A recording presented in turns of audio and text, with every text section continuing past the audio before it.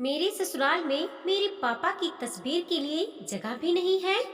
मन बहुत उदास है और आंसू हैं कि रुकने का नाम ही नहीं ले रहे हैं।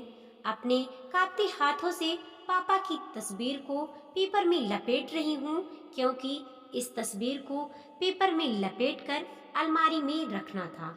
बाद में इसका क्या करना है वो मेरे ससुराल वाले डिसाइड करेंगे, क्योंकि सब लोगों के मुताबिक इस तस्वीर का मेरे घर में नहीं होना चाहिए।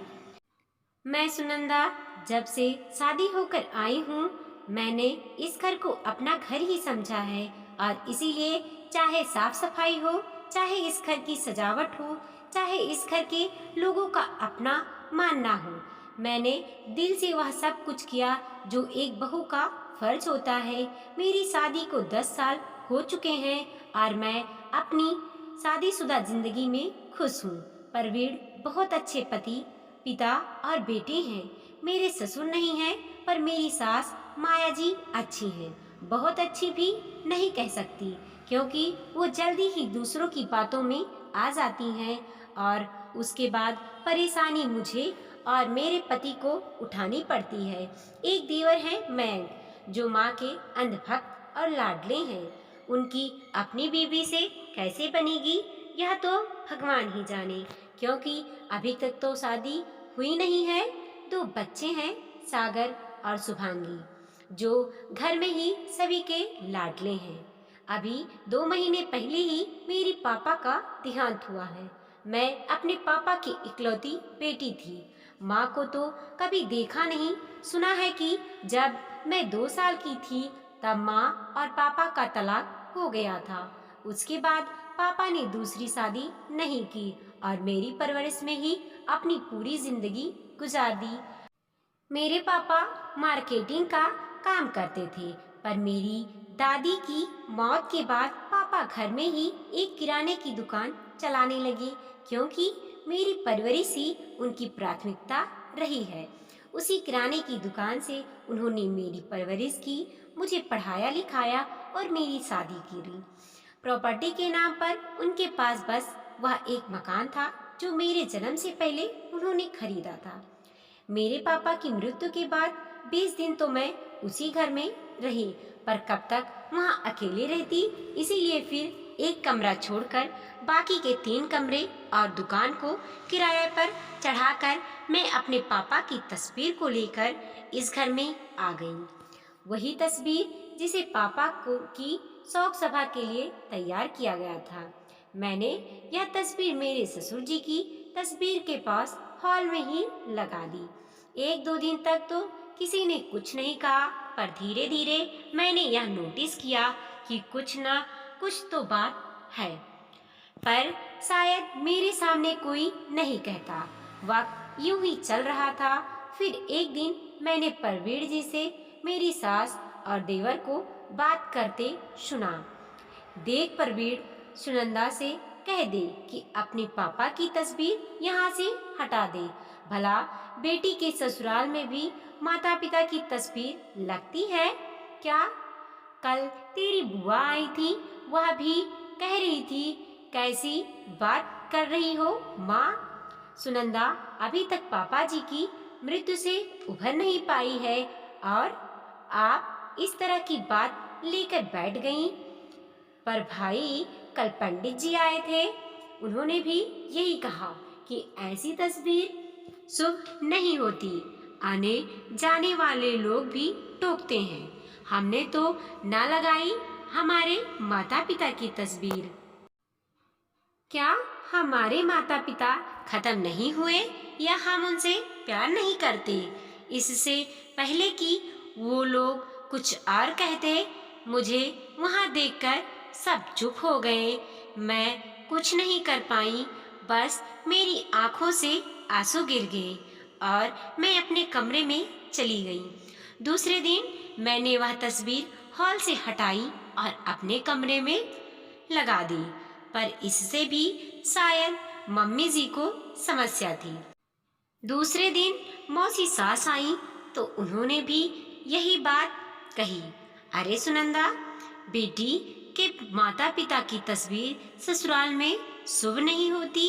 अपने पापा की तस्वीर को यहाँ से हटा दो।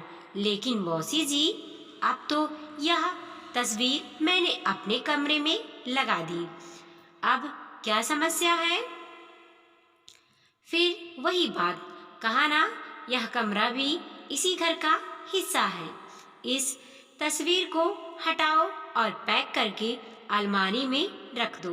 बाद में सोचेंगे कि इसका करना क्या है। लेकिन लेकिन वेकिन कुछ नहीं, जो कहा गया है उतना करो। हमारे घर के भी कुछ शगुन होते हैं और वास्तु के हिसाब से यह तस्वीर शुभ नहीं है। वैसे भी शौक सभा की तस्वीर है, माँ जी ने लगभग चिल्लाते हुए कहा और कमरे से चली गईं। सुनंदा, माँ जी जो कहती हैं वैसा कर लो। आखिर उन्हें जिस चीज से शांति मिलती है वैसा काम कर लो। आखिर कब तक लड़ते रहें उनसे? पिछले 1.5 महीनों में कई बार तो सुन चुका हूँ। मानता हूँ कि तुम्हारे भी इमोशन है, पर प्लीज समझो। शाम को परवीर जी ने भी कहा। आखिर थक हार कर मुझे यह तस्वीर पैक करके अलमारी में रखनी ही पड़ रही थी। मेरे पापा की तस्वीर के लिए भी मेरे घर में जगह नहीं। कुछ दिनों बाद मैं वह तस्वीर अपने पापा के घर में ही रखाई। कम से कम मेरे पापा की तस्वीर अपने घर में तो रहेगी। वक्त यूं ही बीत रहा था। कुछ समय बाद मेरे देवर ने नौकरी छोड़कर बिजनेस करने की सोची।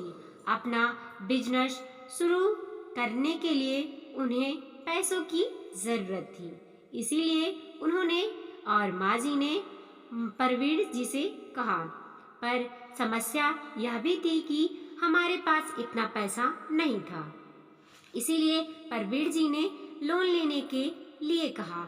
भाई, एक काम करते हैं, हम लोग लोन के लिए बैंक में अप्लाई कर देते हैं। आजकल सरकार भी नए स्टार्टअप के लिए अच्छा खासा लोन देने को तैयार है। बस आपका आइडिया अच्छा होना चाहिए। लोन की बात सुनते ही माजी और देवर जी का चेहरा उतर गया। उन्हें बिल्कुल भी उम्मीद नहीं थी कि परवीर जी लोन के लिए कह देंगे। फिर माँ जी ने बात संभालते हुए कहा, अरे लोन की क्या जरूरत है, पैसे हैं तो सही। कहाँ है माँ, नौकरी ही तो करता है हम लोग, इतना पैसा कहाँ से है हमारे पास। अरे सुनंदा के पापा का मकान है तो सही, वैसे भी अब कौन रहता है वहाँ, उसको बेचकर स्टार्टअप में लगा लेते हैं। बाद में जब पैसा आएगा तो सुनंदा को वापस दे देंगे। देखो माँ, वह मकान सुनंदा के पापा का है, मैं इस बारे में कुछ नहीं कह सकता। उस मकान का क्या करना है सुनंदा ही सोचे, मुझे कोई लेना देना नहीं है। आपको बात करनी है, आप सुनंदा से बात कर लीजिए। परवीर के मुंह से यह सब बातें सुनकर माँ जी ने मुझे बाहर बुलाया। मेरे बाहर आते ही माँ जी ने कहना शुरू किया, देखो सुनंदा, मयंक को बिजनेस शुरू करने के लिए पैसों की जरूरत है।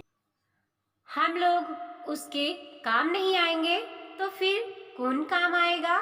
हम लोगों से ही मदद मांग रहा है और फिर बिजनेस में तरक्की करेगा तो उसके साथ साथ हम सब की भी तो तरक्की होगी।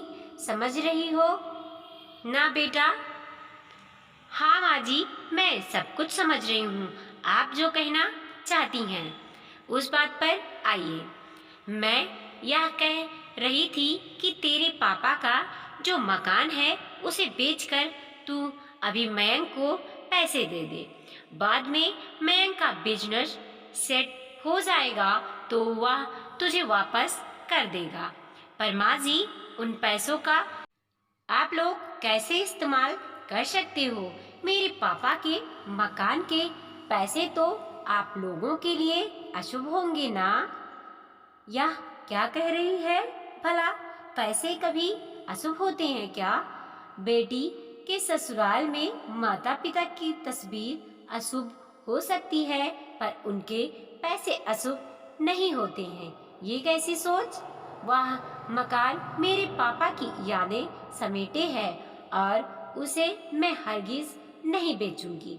ऐसा कहकर सुनंदा कमरे में चली गई और माँ जी और मयंक परवीन का चेहरा देखते रह गए। वीडियो को लाइक कीजिए, कमेंट कीजिए और अपने दोस्तों के साथ जरूर शेयर कीजिए।